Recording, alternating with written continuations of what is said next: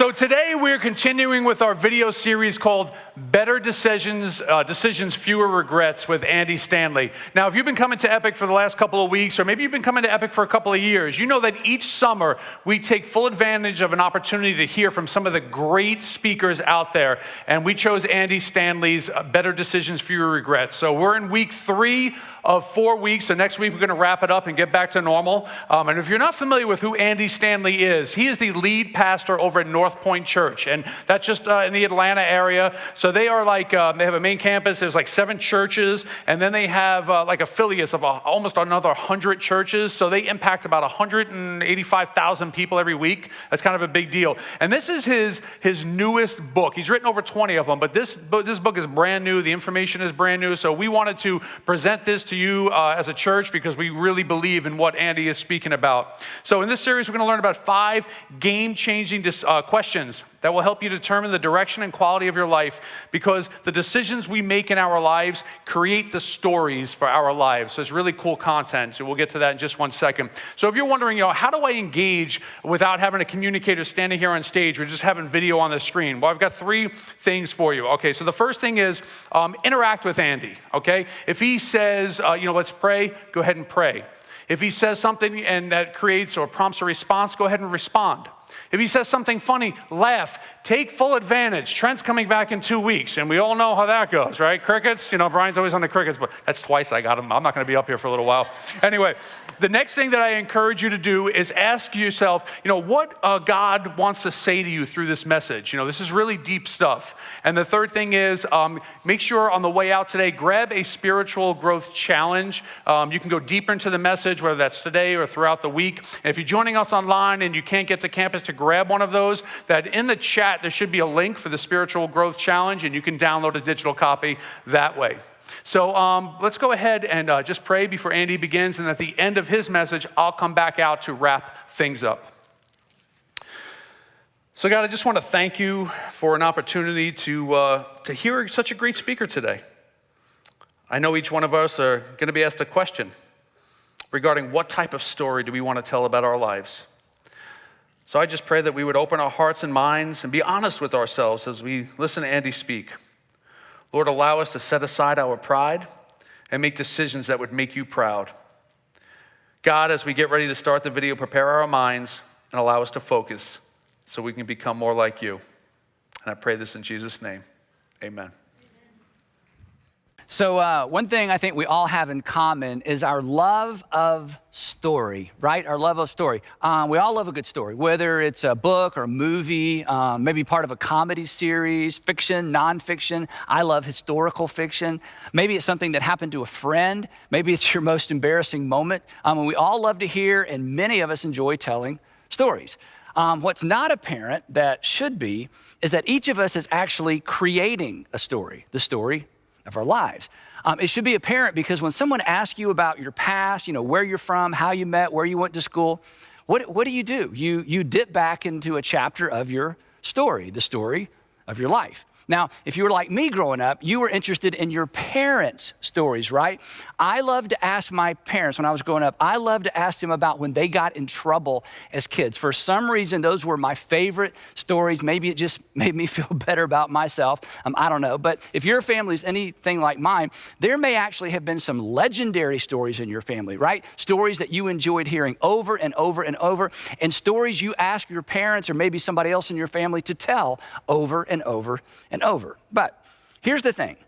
While those events are happening in the past, nobody is thinking in terms of story, right? What are they thinking? They're thinking in terms of current events. It wasn't a story. It was something that was happening in the moment. And this sets us up for where we're headed today. Every significant or unusual current event in your life, even a season of life, once it's behind you, once it's behind us, what do we do with it? We reclassify it as a story. A story we tell, or a story we hope we never have to tell, a story too embarrassing or painful to tell. And often the determining factor as to whether or not we want that story to be told is the decisions we made while the story was unfolding, right? The truth is, we write the story of our lives one decision at a time. Whether it's a thoughtful response or an emotionally fueled reaction, we write the story of our lives one decision at a time. More on that in just a minute.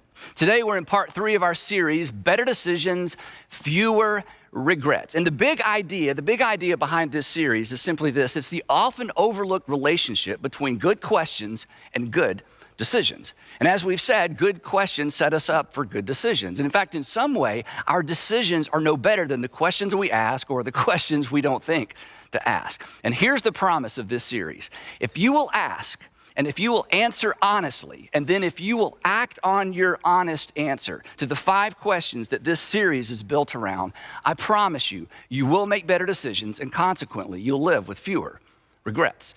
Your life will actually be better. And the people who look to you, the people who depend on you, their lives will be better as well. Because, and you know this, we aren't the only people impacted by our decisions. And we are not the only people impacted by our regrets either. Now, in part 1, I suggested you memorize this saying, a saying from the book of Proverbs. And here's the saying. I hope some of you've memorized this. The prudent see danger, and they do something. They respond appropriately. They take refuge. But the simple or the naive, they just keep on going and they pay the penalty. And the reason I want you to commit that saying to memory is this. As simple and as straightforward as these 5 questions are, they will bring you into conflict with the sales associate that lives in your head, just as they bring me into conflict with the sales associate that lives in my head. Because this little sales associate that lives in your head and his or her voice sounds a lot like your voice, right? They want you to act now.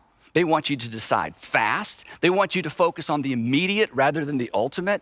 And this verse is a reminder to look beyond the moment and not to look away from the potential danger associated with one of the options you catch yourself selling yourself on. These 5 questions will slow you down, and they will create the perspective you need to see danger coming. This verse will give you the perspective you need to connect the dots between the options you're considering and a future you may prefer or a future you would prefer to avoid. Now, last time we introduced the first of our 5 questions. The first question was the integrity question. And the integrity question is, am I being honest with myself? Am I being honest with myself? Really? So I hope since last time we met, you have been being honest with yourself, really. And I hope you've been being honest with yourself, even if the truth about yourself made you feel a little bad about yourself. Because as we said last time, acknowledging where we are is the first step to getting where we ultimately want to be. So when making a decision of any magnitude, ask yourself, am I being honest with myself? Really. Today is the second question, and I call this the legacy question. The legacy question. Anytime you're making a decision of any magnitude or of any consequence, I want you to pause and ask the legacy question, which is, what story do I want to tell? What story do I want to tell? Think about it this way. When this decision, or maybe this entire season of life, when this relationship, when this business transaction is reduced to simply a story that you tell, what story do you want to tell? What story do you want to tell? Do you want to be the hero or do you want to be the villain? Do you want to be the good example or do you want to be the bad example? Which option will make this a story worth remembering as opposed to a story you hope no one ever tells and no one ever finds out about? Which option would make this a story you'll be proud to tell your children someday, maybe even your grandchildren? And here's the good news. You get to decide. But you decide one decision at a time because as far as it is up to you, you write the story of your life one decision at a time. And every decision you make becomes a permanent part of the story of your life. Every decision you make has an outcome, a consequence, a result, maybe good or bad, desirable, undesirable, expected, unexpected, whatever the case. That outcome becomes a permanent part of the story of your life. Your boss comes along and he asks you to lie to a client, and you choose to lie to the client, and the client finds out and calls you on it, and the boss lays the blame on you, and you lose your job. Now, part of your story is that you lied and you lost your job because you lied. It's not a good story. What about this story? Your boss asks you to lie and you choose not to lie, and you lose your job because you wouldn't do what your boss asked you to do. It's not a great story, but that's a better story, right? Or how about this one? You met this guy. He was just kind of okay. He was convenient. There wasn't anybody else on the horizon. Something in you knew this really wasn't something you should pursue, but you did anyway, and 2 years later, the whole thing just evaporated. It's pretty much a story you hope no one even asks you about, a story that no one finds out about.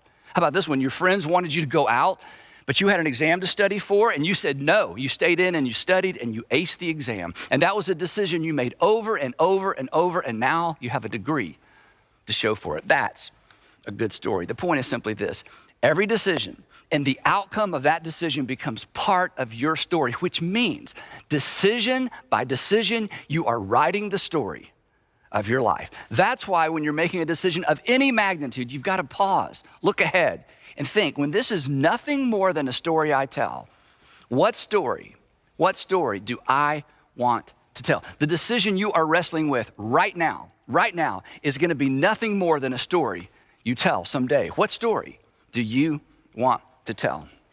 Now, the challenge with all of this is this.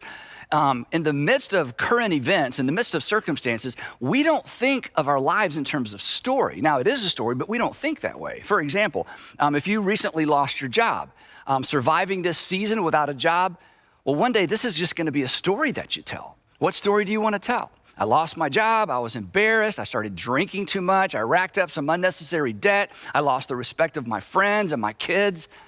That's not a great story. It's understandable. I mean, losing a job, going for a prolonged period of time without work is terrifying. It's terrifying. But the decisions we make in the valleys eventually are just stories we tell on the other side. Or maybe back to the dating thing, you're dating someone and things are going okay, but there's someone else in the picture. And yeah, she's married or he's married, but you find yourself gravitating in their direction, and they seem to be gravitating in your direction as well. And you get the sense that if you're willing, they're willing. Your decision will be a permanent part of your story and hers, and his. What story do you want to tell? I got involved with someone at work who was married. I ended up busting up a marriage. Now their kids ping pong between two homes on the weekends. Is that the story you want to tell? I don't think so. Now, here's something that I think is true of all of us. You'd like to be able to tell your entire story without skipping any parts, without skipping any chapters, or having to lie about the details, right? Someday you'd like to be able to sit down with your kids, or maybe even your grandkids, or maybe someone you hope to spend the rest of your life with, and tell your entire story. And isn't it true? You'd like to be the hero in your story. I think we all want that. And I think going forward, you can have that. But it will require you to stop mid-decision and ask, what story do I want to tell? Which of the available options do I want as a permanent part of my story? Now, I think one of the reasons we don't think about story when we're making decisions is we get distracted by the pressure and the emotions of the moment, right? Emotion, when it comes to decision making, emotion is like a fog. It causes us to lose sight of the broader context, which is our story. And you know how this works. You're up against a deadline. You've got to decide soon. If you won't marry me, I'm leaving. Nobody wants to be left. If you don't make your quota, you're fired. Nobody wants to be fired. When you're forced to make a decision under pressure, it is hard to think about tomorrow, much less your story, right? Because you've got to get through today. So whether it's love or fear or jealousy, the emotions associated with the decision-making process, they always complicate the process by focusing our attention on the immediate rather than the ultimate. And consequently, we're left thinking in terms of options, not our story. And the challenge is, and you know this, there are no emotionally neutral decision-making environments, right? When it comes to big decisions, it is almost impossible to be objective because of the way we feel, because of our emotions. This is why your worst decision, and I know we've never met, so I'm taking a gamble here, but my guess is your worst decision was fueled by something with strong emotional appeal, right? Maybe a first marriage that was pretty much doomed from the start. That purchase, that lease, it was so appealing you bought it. It was so appealing you ate it, you smoked it. It was so appealing you dated it and you moved in with it, right? And if you're in retail sales, you know exactly how this works. You know about the worst thing that you can let a potential customer do is leave the store or leave the showroom without making the sale. Why? Well, you know why. Because once they walk out, what happens? The emotional appeal of your product begins to subside, and they're far less likely to make the purchase. We've all experienced that. Now, psychologists actually have a name for this dynamic. It explains why once our appetites are engaged in the decision-making process, we to some degree, we kind of lose our minds. This cognitive bias has been labeled focalism, because the victims, and we've all been a victim of this, the victims hyper-focus on the one thing to the neglect of pretty much everything else. If you've ever been in love, and I hope you have, if you've ever been in love, you were a victim, or maybe you are currently a victim of focalism. It's wonderful. All you can see is him. All you can see is her. The point being this: in emotionally charged decision-making environments, whenever there is an emotionally charged decision-making environment, we think in terms of our options, not our stories. So here's a tip. When confronted with anything or anybody with strong emotional appeal, press pause, not play, because strong emotional appeal should trigger a red flag, not necessarily a green light. Instead of leaning in, we should step back. Not because, and this is important, not because he's not the one, he may be the one. Not because it's not a great investment opportunity, it may be a great investment opportunity. Not because it's not the perfect job, it may be the perfect job. But in spite of that, we should step back, because anything with strong emotional appeal, even the right thing, clouds our judgment. So just hit pause, get your bearings, go home and think about it, call a friend, and for sure, consider your story. Because when you consider your story, it places the decision-making process within the broader context of our entire lives. Now, the Old Testament story of Joseph, I think is a great reminder of how powerful and legacy-preserving this question is. This is why I call it the legacy question. Now, many of you are so familiar with this story, you could tell it yourself, so I'll give you the condensed version.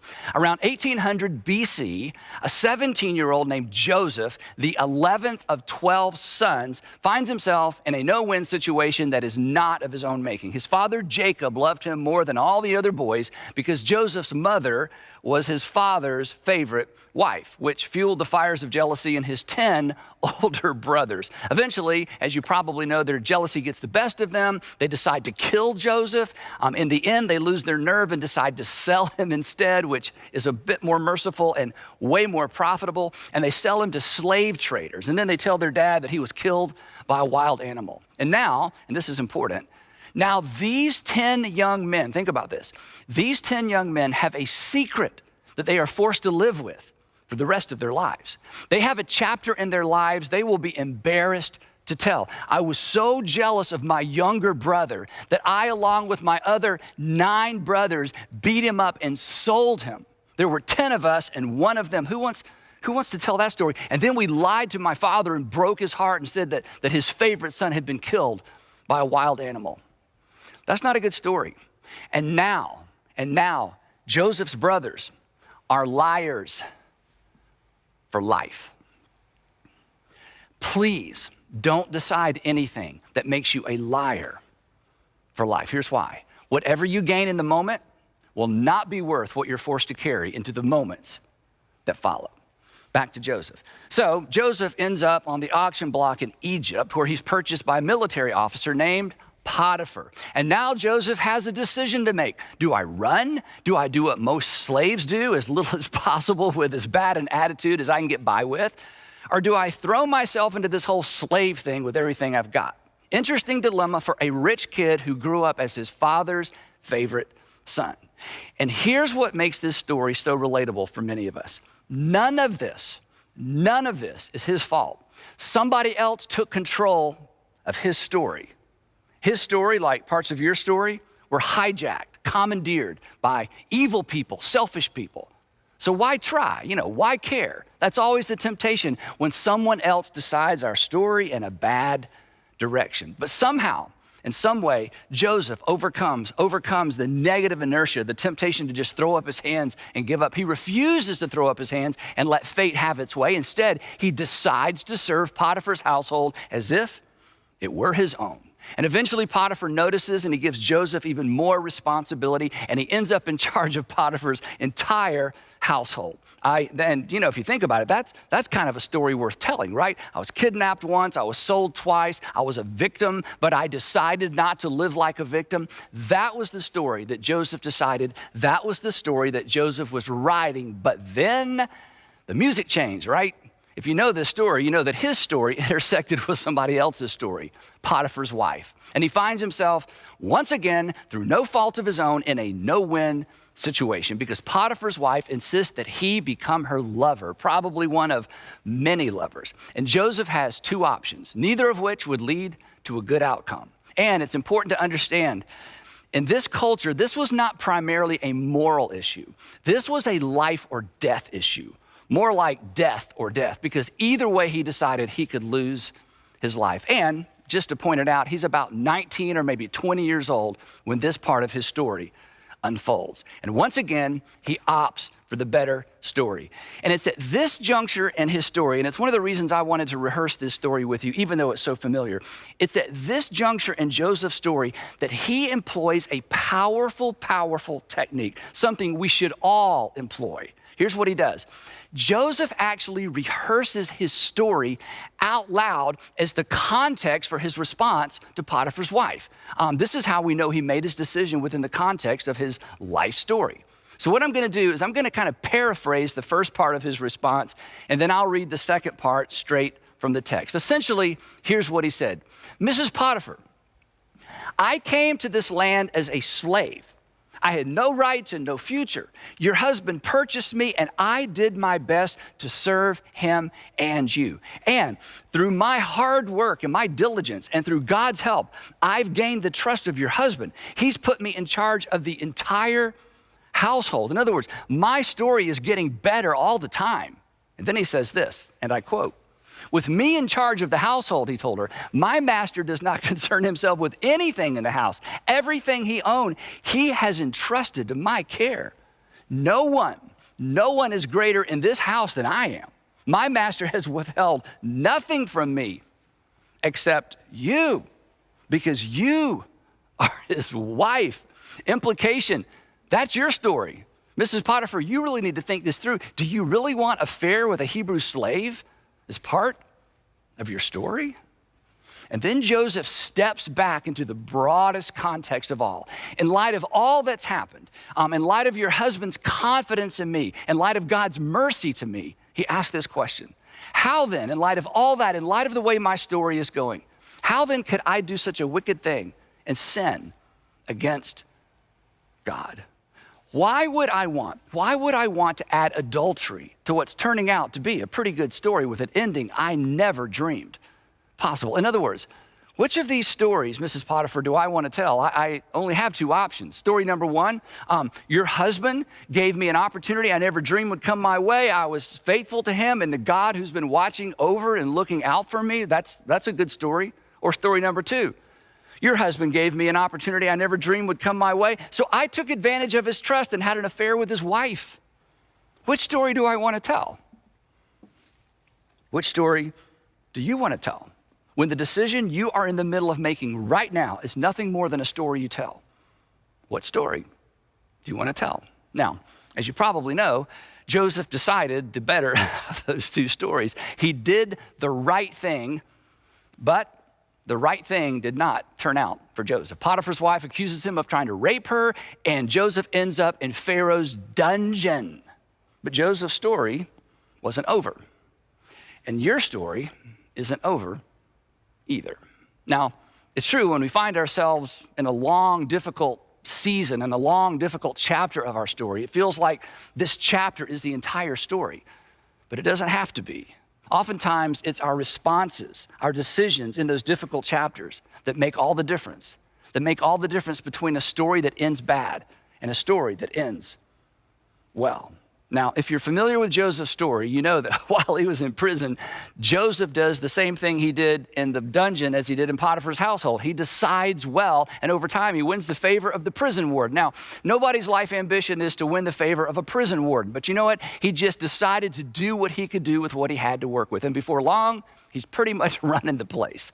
Several years later, and don't let that go by too quickly, several years later, he finds himself being ushered into Pharaoh's presence to interpret a dream because Pharaoh had a dream that he believed had significance for the nation of Egypt. And none of his magicians could interpret the dream. And then, in another surprising twist in Joseph's story, Joseph assures Pharaoh that he can't interpret the dream either. And I think there was a gasp in the throne room when he said that. And then he looks at Pharaoh and says, but God is in the Hebrew God, which is a dangerous thing to say to someone who considers himself a god. God, who the Hebrew God, can interpret the dream for Pharaoh. Fortunately, that day, Pharaoh was more curious than furious, and he lets Joseph proceed with dream interpretation.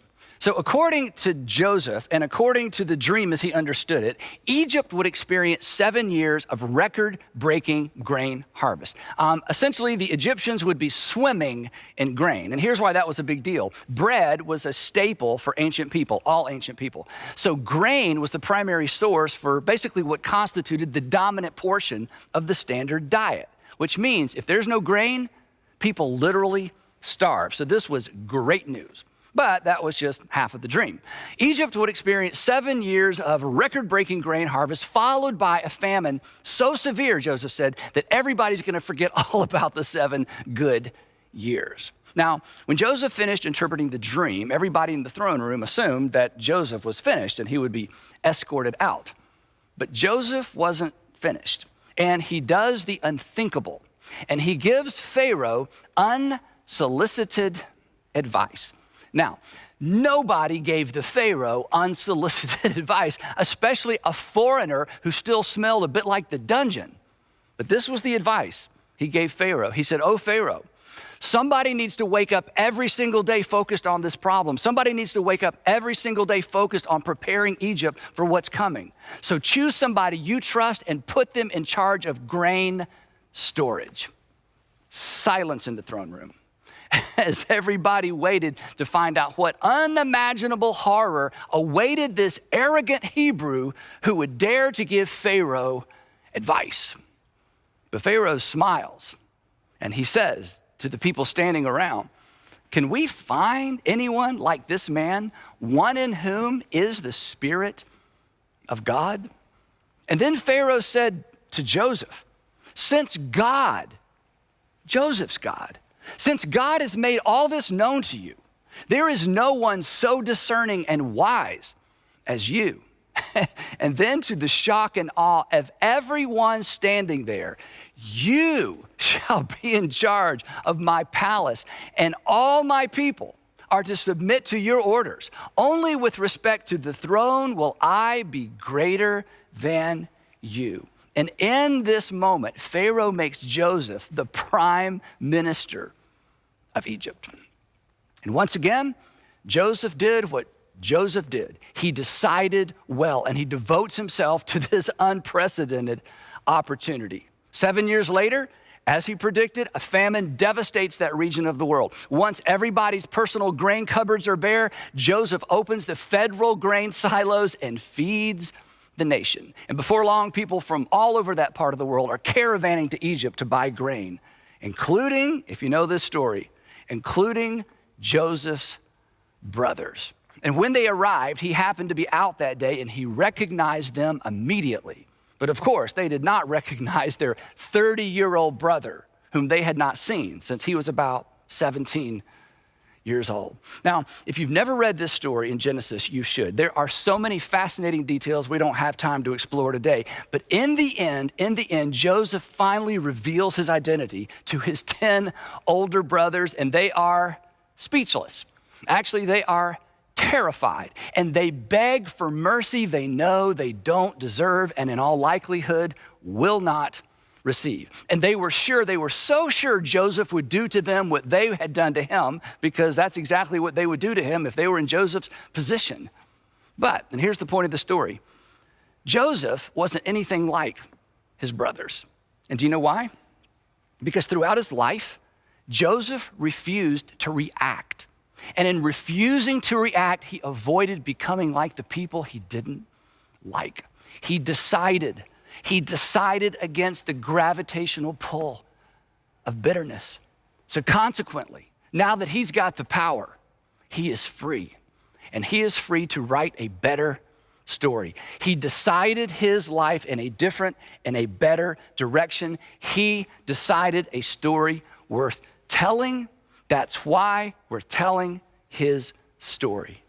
And in that moment, he made a big decision. He decided revenge would not be part of his story. So in addition to rescuing Egypt from the famine, Joseph rescues his entire family and their families as well, and he moves them all to Egypt. Now that is a story worth telling. A story he decided one decision, one response at a time. Which brings me back to us, which brings me back to you. What story do you want to tell? What story do you want told about you? Like Joseph, like his brothers, you're writing the story of your life, one decision at a time. Don't do what his brothers did. Never, ever, ever choose the option that makes you a liar for life. Listen, this is so important. Long after whatever you gained is gone, you'll be left with your lie. You'll be left with the story you won't be proud to tell. Every relational, financial, professional, academic decision and the outcome of those decisions, they become a permanent part of your story. So write a good one. Decide a good one. And if you haven't decided a good one up to this point, remember this, your current chapter is just that, it's a chapter. It's not the whole story. So as we wrap up, I want to challenge you to make a decision right now. I want to challenge you to make this decision. I'll decide a story I'll be proud to tell. I'll decide a story I will be proud to tell. Every time you're faced with a decision of any magnitude, ask, when this is nothing more than a story I tell, what story do I want to tell? And then decide accordingly, because you write the story of your life one decision at a time. Write a good one.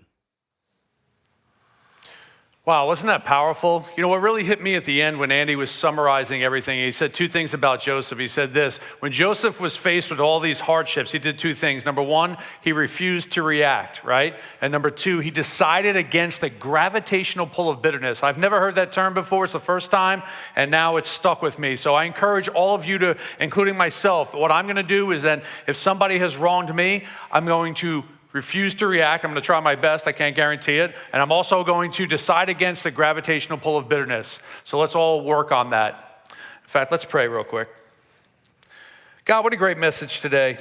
I just pray that we're all asking ourselves the one question, Lord, what story do I want to tell?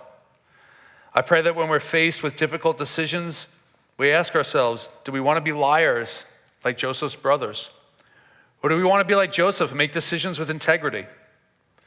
God, I just pray that we all make the legacy decision and decide on a story that we're proud to tell. Amen. All right, folks. Well, I appreciate you being here. Remember, next week we're going to wrap up the video series and we'll get back to normal things after that. So grab a spiritual growth challenge on the way out. And remember that God is for you and so are we. Have a great day, everyone.